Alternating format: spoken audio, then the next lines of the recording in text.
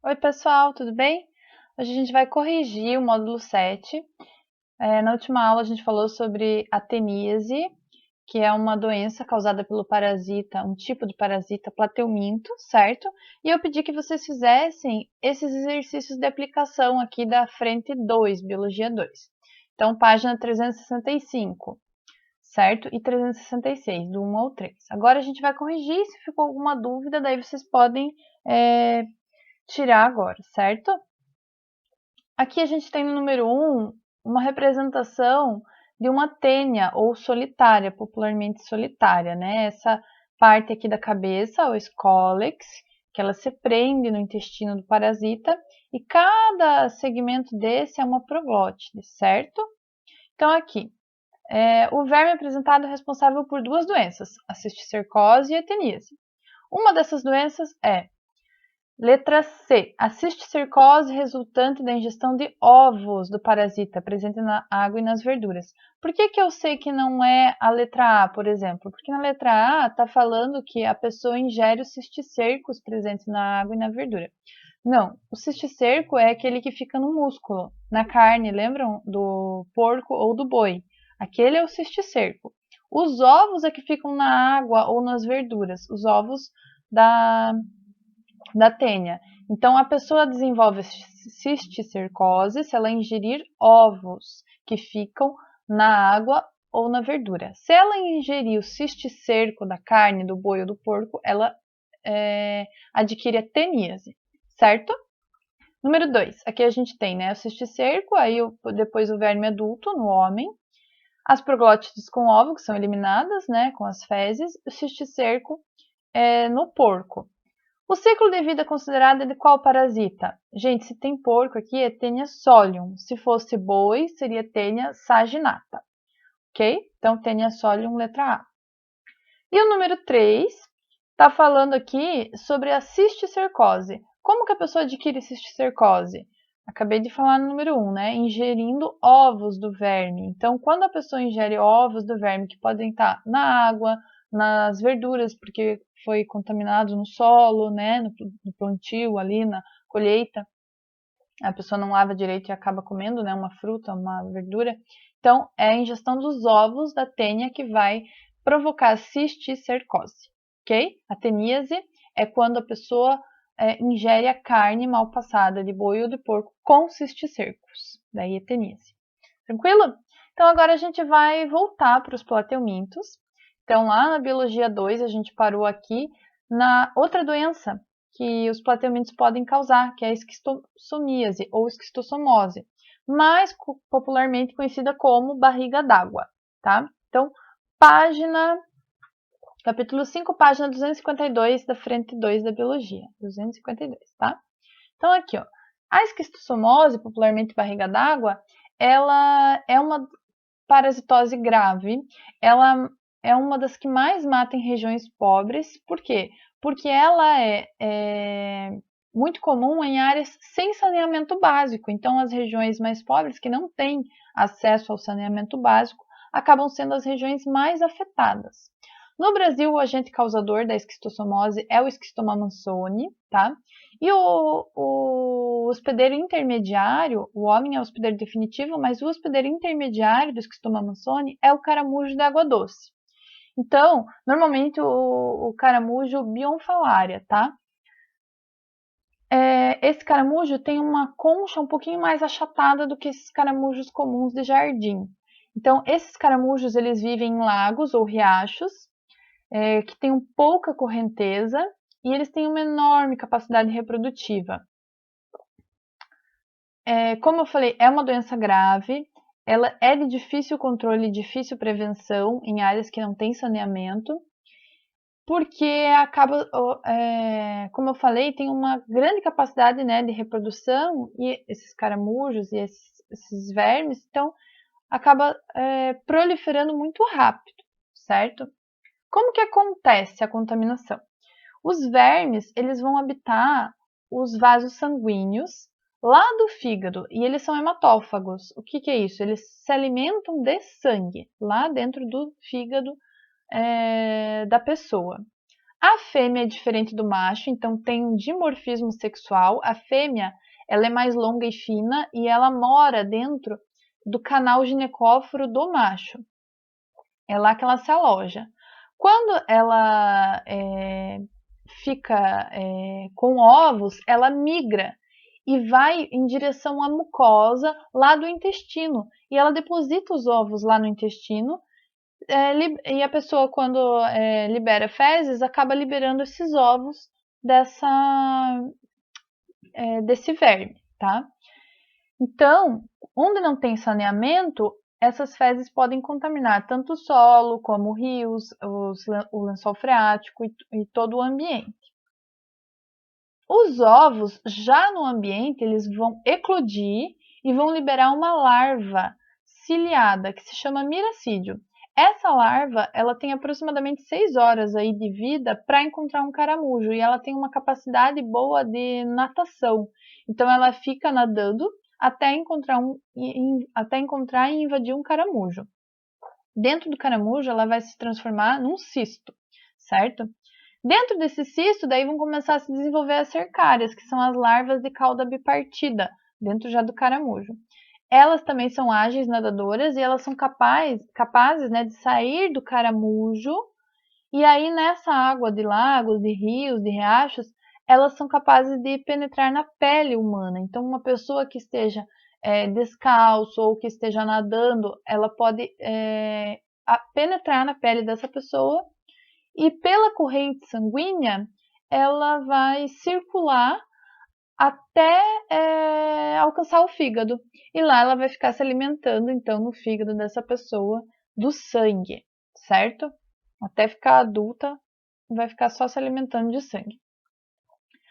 O esquistossomo adulto ele pode viver até 30 anos, então é um ciclo de vida bem longo, e as fêmeas elas podem produzir por dia aproximadamente 300 ovos, então é uma capacidade reprodutiva bem grande também, certo? Aqui a gente tem na imagem, né, o esquema. Então, após o acasalamento, a fêmea migra para a mucosa intestinal, onde ela vai pôr os ovos, ela sai do fígado, que ela estava lá se alimentando, e ela vai pôr os ovos no intestino. A pessoa que fizer as fezes, né, em local inadequado, vai acabar liberando esses ovos aí para o ambiente. Depois, esses ovos, né, vão virar os miracídios, que penetram no caramujo. Dentro do caramujo, os cistos vão liberar cercárias, que vão sair do caramujo e vão ficar nessa água até achar a pele aí de uma pessoa, que vai ser o hospedeiro definitivo, certo? O intermediário é o caramujo. Página 253. No local que a cercária acabou penetrando na pele, vai ter muita vermelhidão e coceira. Então, tem um ditado popular, né, que diz: se nadou e coçou, é porque pegou. Por quê? Porque a pessoa fica ali naquela região que a larva conseguiu penetrar com a pele vermelha e coçando muito. Por isso também essas lagoas que têm essas larvas, elas são chamadas de lagoas da coceira, tá? Depois de um mês, mais ou menos, que a pessoa acabou pegando essa larva aí, a pessoa vai ter febre, mal-estar, vai ter uma indisposição, pode dar fraqueza, diarreia, calafrios.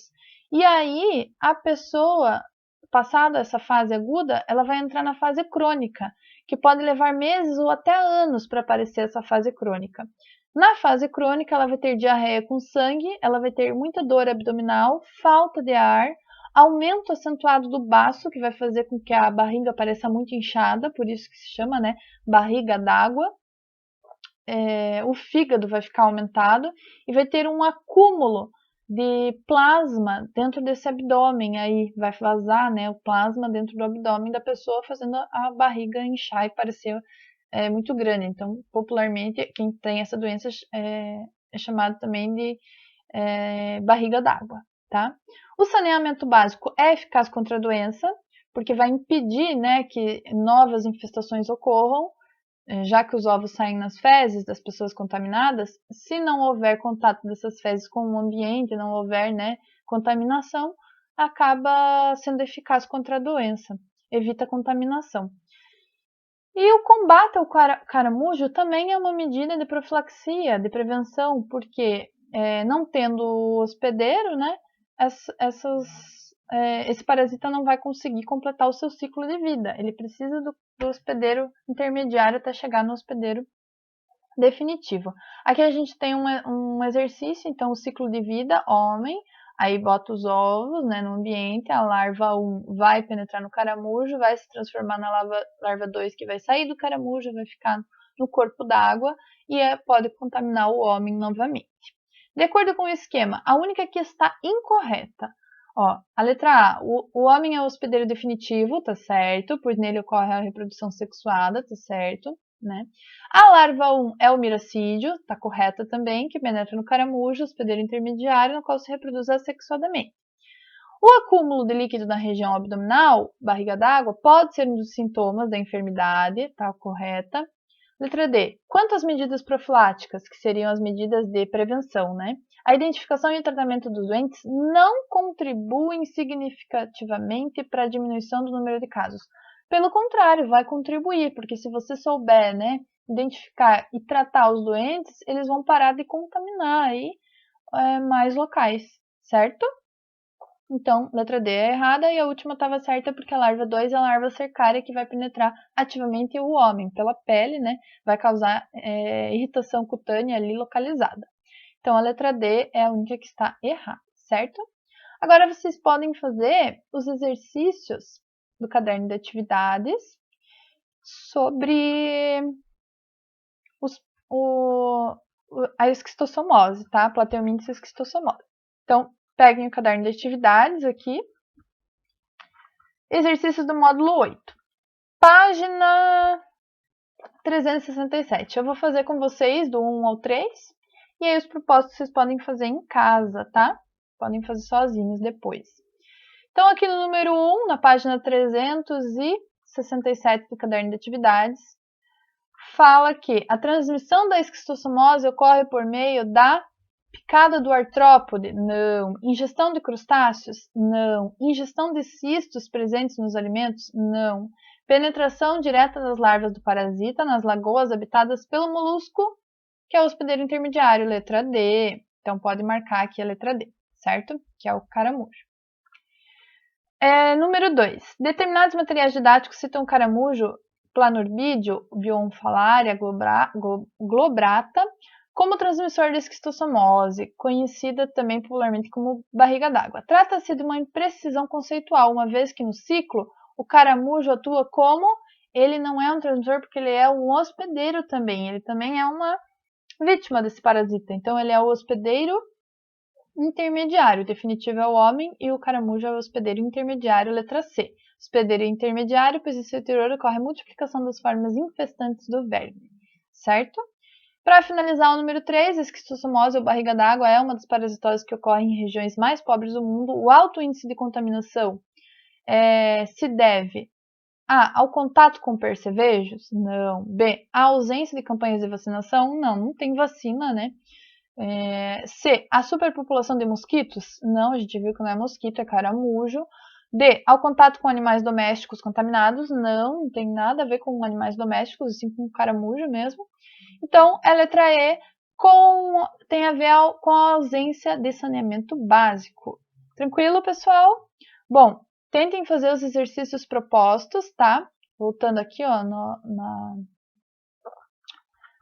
na apostila. Então, a frente 2, os exercícios propostos da esquistossomose. Deixa eu baixar um pouquinho aqui. Estão na página...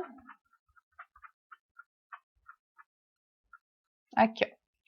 Módulo 8, esquistossomíase ou esquistossomose, página 268. Então, podem fazer os exercícios propostos, certo? Se ficar alguma dúvida, entra lá no fórum do Sponte, tenta tirar a tua dúvida, porque na semana que vem a gente vai ter a semana de avaliações. Então, é importante que vocês tirem as dúvidas o quanto antes. Certinho? Tranquilo, pessoal? Então, até a próxima aula e bons estudos!